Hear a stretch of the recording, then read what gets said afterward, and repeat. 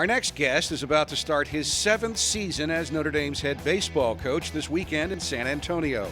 In the previous 6 seasons, Mik Aoki has led the Irish to 174 wins and an NCAA regional berth 2 seasons ago, while coaching 15 Major League Baseball draft picks. Mik began his Division I head coaching career with a 5-year stint at Columbia in the Ivy League, then 4 years at Boston College before arriving at Notre Dame in 2011. During those 15 seasons, Aoki has coached his teams to 375 victories, a total he is looking forward to adding to substantially at Notre Dame this season. Well, Coach, welcome. Great to have you here. Thanks. The first obvious question is, could you hit Rachel? Not a chance. Not a chance, actually. There's they did a thing with like Jenny Finch pitching to Albert Pujols and some of these big leaguers, and Jenny owned them. So Chuck asked me that question actually the other day. He was like, "You think I could hit you?" And I was like, "Sure, I'll pipe one for you." Well, we have had Lizzie throw batting practice to us, and we played home run derby on your field. So it's a little bit different. Yeah, no doubt it's a little bit different because it's pretty straight, but we can go pretty deep on your field there. Yeah, your guys think a little bit differently. They think they can all take us. Yeah, no, I don't think so. I don't think there's any chance. Albert Pujols isn't hitting Jenny Finch. None of us are hitting anybody else. Well, Coach, the season is upon us. The weather's really cooperated in terms of preseason, huh? Yeah, unbelievable. I think there was something that was similar to this, right, like 4 years ago, maybe something like that, but we didn't have the turf, and so we weren't really able to take advantage of it, and so we were locked in Loftus. But this year, we spent the whole weekend out there. Our guys are asking me if we can make the San Antonio tournament to become up here so that with the forecast for this weekend. So it's been unbelievable. Give us a little scouting report on this year's team as we get into action here. I think the pitching will be our strength. We're pretty deep there, and we've got some pretty high-profile guys from a professional, scouting standpoint. And I think that we have some depth there too. Offensively, I think we have a chance to be pretty good. I kind of think that we have a really good chance to have a pretty elite pitching unit, and our players have been knocking them around pretty decent, and so, I think we could be good there. The infield turns completely over, really. Kyle Fiala is the only returner in the infield, so I think that we can be pretty good in the infield. Will we be as good defensively as we've been the last 2 years? I don't know if that'll be the case or not, but I feel good about our team. I feel good about where we are. I think the kids feel really good about where they are. I think they're pretty much sick of scrimmaging and playing against one another, so it'll be nice to get outside and play against somebody else. Having Kyle be the guy who comes back in the infield, though, is very helpful. He's a real anchor. Really good. And I think more than anything else, the character of the kid is just beyond reproach. I think he, when we talk about doing things the right way wherever you find yourself, whether it's in the dormitory or in a classroom or on the field, Kyle's one of those guys. He's a stand-up kid, and I think for the last 3 years he's been a little bit of that leader by example, and I think this year he's taken it upon himself to be a little bit more of a leader vocally, and I think our clubhouse is the better for it. We've got some good seniors that help him along in that. So Mike Hearn, who's been here going into his 5th year, has been great. Scott Tully has been good. Ryan Smoyer has been really good. So I think we've got a group of guys that have done a good job of leading our club to this point. As you head into the season, what does your weekend rotation look like? What do you think it's going to be? Thankfully, we have 4 games this weekend, so I don't have to whittle it down to 3 and make even more difficult decisions. But so this weekend we'll start with Brandon Belak on Friday. Smoyer will go on Saturday morning-ish, and then Solomon will go in the evening game, and then Mike Hearn will do the Sunday duties. And then the following weekend we have to pare it down to 3 before we get to expand it to 4 in that 3rd weekend. So this weekend will tell a little bit, but it's a decision-making process that's really difficult, but a good one to have because you're dealing with, you're trying to pick the best out of a really good group. It's crazy to me how so many days in advance who's pitching what game exactly, because for us it's so variable. Like, it's up in the air, and we know right before game, and sometimes it changes even up till game time. Yeah, for us, everything sort of for a starting pitcher for us is kind of geared toward that one day, right? Because he goes out there and he throws, and he's probably not going to throw again for another 5 or 6 days, depending on how it works out. You guys you guys can, you look at stats from somebody and they're throwing like 300 innings in a 56-game season, and you're like, wow, that's a lot of innings. So we have to account for it a little bit differently. I think starters, too, in particular, are really creatures of habit in our game. Our game is so routine-based, and so to get their lifts in, to get their side work in, to get their long toss, their bullpen work in, they're incredible creatures of habit. So when you say that it's 5 or 6 days before they pitch again, is that practice or before, like they have a practice workout, or is that before they pitch a game again? No, a game again, yeah. So they'll practice in between? Yeah, and they're throwing almost every day to some degree. The volume of the throwing and the intensity of the throwing definitely changes from day to day. But they are not going to pitch again, so they go out, and I think we'd be pretty comfortable with most of our starters going around in the 90 pitch mark for this particular weekend. As you get to the 10th weekend of the year, you're a little more comfortable with them going 115, 120, but at that point they're out, and then they get back into their routine. So our Friday guys goes Friday to Friday, the Saturday guys go Saturday to Saturday, Sunday to Sunday, et cetera, et cetera. This might be a silly question to you, but what goes into deciding who's the starter versus a closer or in relief in general? That's a really good question. And it's so different. Yeah, and a really difficult one for us, I think, because, again, we are choosing from what we think at least is sort of a bevy of riches. And so I think sometimes it comes down to things like makeup, right? Are kids able to sort of, because they're coming into high leverage situations at the end of a game. I think the other thing that you take into account is like some guys, their stuff plays up when they only have to come in for an inning or two, right? So when they're a starter, a good example that I had a kid named Mike Belfiore when I was at BC. And whenever we started Mike, he was like 88 to 91, which is pretty good, right?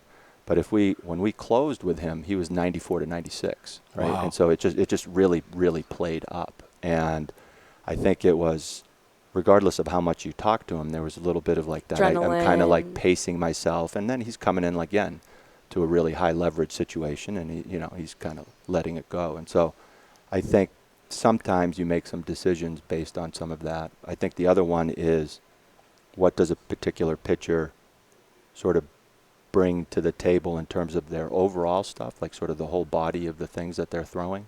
And a kid like Ryan Smoyer, I think he's pretty capable of going through a lineup like a third time, maybe even a fourth time, because he can get you out in different ways. It's not the same pattern all the time, right? Where you get some other guys that are a little bit more like power type stuff, where it's fastball, slider, everything's hard. Smoyer can kind of, mix in a little bit. He can beat you east and west, and he can beat you sort of north and south, and he can beat you back and forth a little bit too, I don't think any of this stuff is like in and of itself tremendously overpowering. It's all good, but you have to account for 4 pitches. And as a hitter, that's really, really hard in our game to account for 4 different pitches. You talked about the loss of one of the better infields in the country last year, except for Kyle. Well, who generally are some of the new faces that we're likely to learn more about this year and will impact the team? So some of them in the infield are guys that, because of some of the injuries that we had last year, will be back in there. So Cole Daly, I think he'll start at second. Nick Podkol will start at third. And those are guys that got a significant amount of playing time between, Zach Katulis getting hurt and between like Kyle getting hurt, right? Taking a birdie fastball at 98 off of the hand, kind of dinged him up for a little bit. So those guys will get in there. And then at first base is probably the one place that's a little bit unsettled still. It would be a combination, at least to begin the year, with Connor Power, who's a freshman, Eric Gilgenbach, who didn't play a whole lot for us last year, and Patrick McDonald, who's a freshman. So the 3 of those guys have done really well, and so we just have to sort of see how they do during the early part of the year. Do you have the same mentality that if you're hitting, you're playing, you find a spot for them on the field, or do you play more on the defensive side and put fielders specifically where they're meant to play? I think that we tend to sort of ride the hot bat a little bit, Yeah. College baseball, it's at some level or another, right? You're going to have to score some runs to win a game. Very few 1-0, 2-1 games in college baseball. They tend to.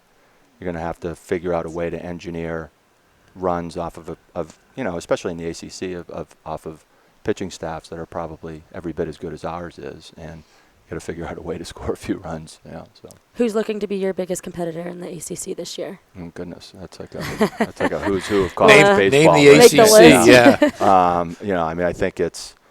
I think currently, Florida State is the highest ranked ACC team. I think they're at like number 4 or something like that. But Miami's in there, Virginia's in there, Carolina's in there, Georgia Tech's in there, Clemson's Tough in league. there. Yeah. I'm sure I'm leaving some. Oh, NC State is way up there too. So, I mean, it's you take a team that you feel is like maybe kind of resourced at the sort of toward the bottom of the league at BC, and they played in a super regional last year. So I think on any given weekend, anything can happen in our conference. Set you up well for postseason, though. It does, playing a strong schedule. Yeah, it does. I mean, because I think the ACC in and of itself can sort of build an RPI for you. And if you do well in the conference, you tend to be able to get into the NCAA. And if you do really well in the conference, you have an opportunity to host, at the regional level and maybe then even into the super regional level. Coach, a lot of focus in the off season, both on the college level and the pro level, about the pace of the game. Mm-hmm. What's your view on that topic? Well, one, I think that umpires should call the strike zone the way that it's meant to be, right? I back you on that one. I mean, I think if you start calling the high strike and you call the strike zone the way that it is in the rule book, you get more strikes and the game is going to move a heck of a lot faster. I think some of the adjustments at the major league level that we in the college level have had for a little bit in terms of like kind of trying to stay in the box. I think the idea of like that 20-second pitch clock when no one's on base is actually a pretty good one. Yeah. But not so much at our level. I mean, to a certain extent at our level, but more at the big league level. I mean, I think at the commissioner office level, like, are you willing to give up a little bit of dough in the commercial? In the commercials in between innings in order to do it? And I would say that probably the answer is no, right? But I think that I don't think it's, and I've also heard the argument in the big, as a Red Sox fan, during the Red Sox-Yankees, like the last version of the really big rivalry.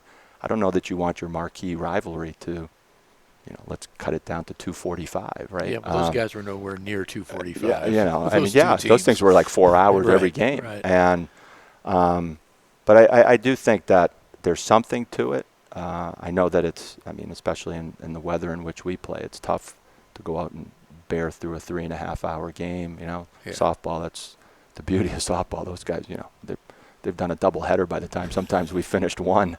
But it's, I think there's something to it. But at the same time, I don't know that I would change anything really drastically to try to do it. I saw something on Twitter the other day about the extra inning games and starting with like a runner on second base. That's and how all we of do the, it. Half the time. I mean, I think at the big league level to do that or at the college level to do that is not the right way to do it. That looks like summer travel ball stuff to me. Yeah. The California rule breaker or whatever it is, where they start with like bases loaded and 1 out.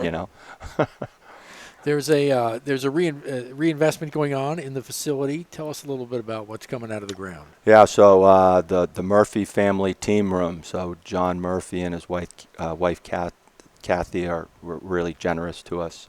Donated money to put in a team room, which is thrilling for us. I think one, it will change the whole sort of curb appeal of the building as you walk up from the gold lot there, and for our guys to be able to have a space to kind of hang around with each other, space to be able to study if they need to.